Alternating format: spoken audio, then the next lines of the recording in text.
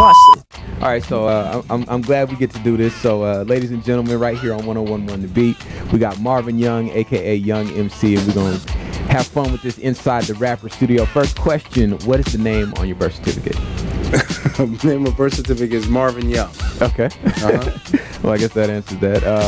Where were you born? This is gonna be interesting. I was born in London, England. Yeah. I was born in London, England, and came to New York when I was 3, and then came to LA in 1985, and then came here to Phoenix in 2006. Okay, those are the 3 cities you've lived in? Essentially, yeah. Okay, I like that. Well, London, I don't remember any of London. I was 3 when I got to New York, so I remember Queens, I remember LA, and obviously I remember here. Phoenix, okay, I like that.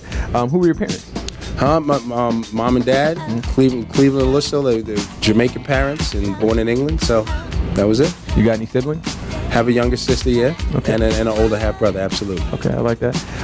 Now, what's the first hip hop record you remember listening to? I mean, I've been debating this because it can be anything from like the original Freedom to Super Sperm to the original Walk This Way. Okay. If we're talking about my dad's record collection, then it had to be some like Bob Marley stuff and Eagles. Okay.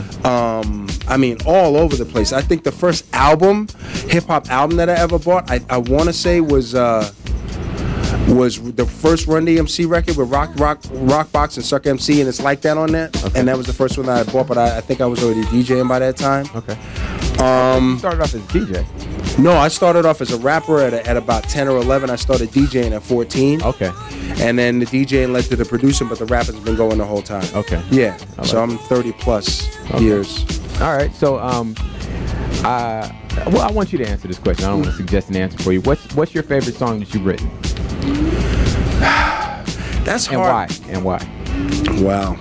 It's like picking your favorite child. Well, and there's so many different things. There's a song I wrote called Crucial about 9/11, and that's gotten, not a lot of notoriety, but the people that have heard it have really been touched by it. So, right. So that showed me a lot because I was able to write 4 24-bar verses. I want to say there were 4 24-bar verses, basically with no notes. I only made one factual error in the whole song that hardly anybody's picked up.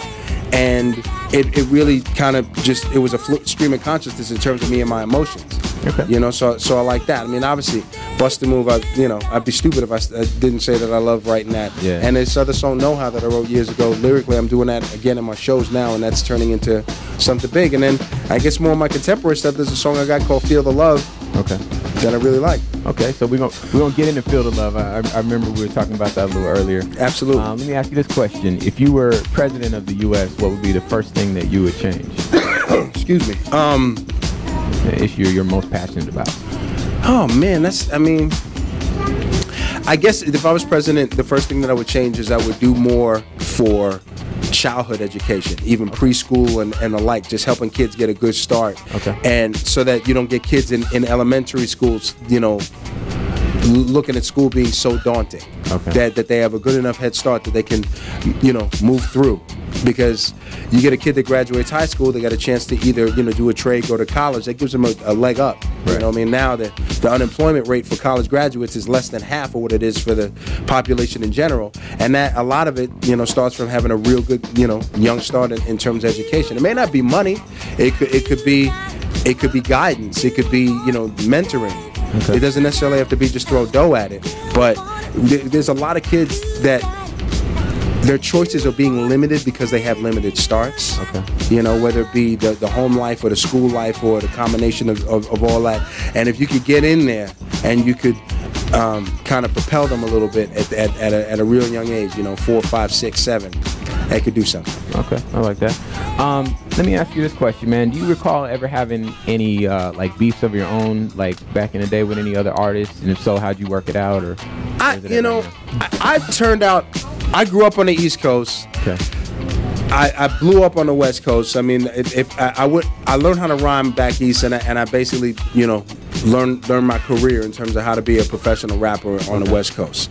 So I owe both coasts in terms of my development and who I am and where I am. Okay. So in terms of beefs, I've always been like Switzerland. When that East Coast West Coast beef went down, there are guys on the East Coast that I knew from coming up, and they were obviously pretty much everybody in the West Coast I knew from when my records blew up. Big, yeah. So I've never been one to have to stamp my feet and say that I'm right about this or claim my ground. I let my rapping speak for it. And even in my rhymes, I'm not talking, I may say how good of a rapper I am, but I'm not threatening or anything like that. And it's just, it's music. Yeah. You know what I mean? And I went to college. I thought that I was gonna, do a,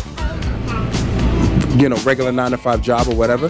But I've been lucky enough to do music, so there's nothing for me to be mad about. I've been able to do this literally going on 25 years professionally.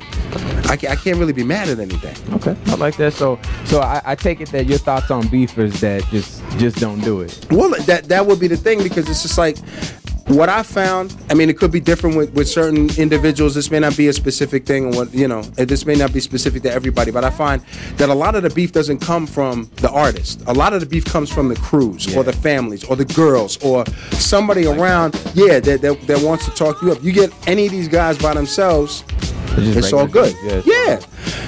Excuse me. Especially if they're in a place where,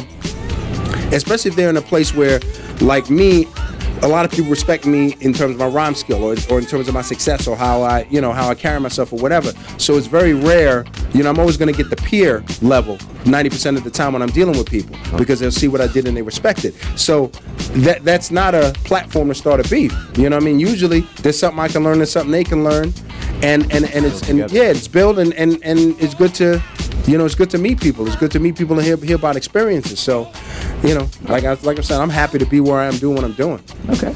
Well, let me get you one last question before we wrap this part up. I still want some more from you because I want to know what you're working on. But the last question, when everything is said and done, what do you want to be remembered for? What do you want the world to remember Young MC for?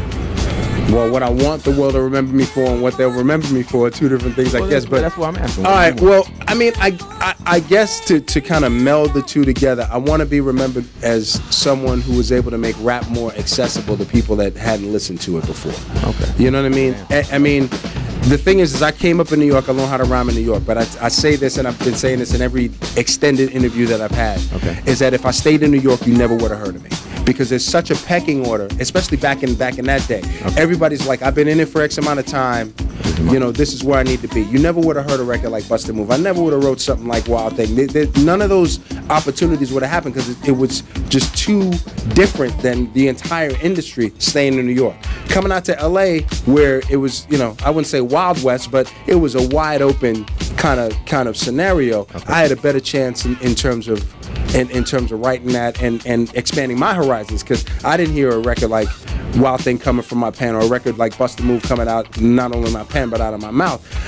The tracks had to come my way, and those tracks would not have come to me if I was in New York. So having that opportunity to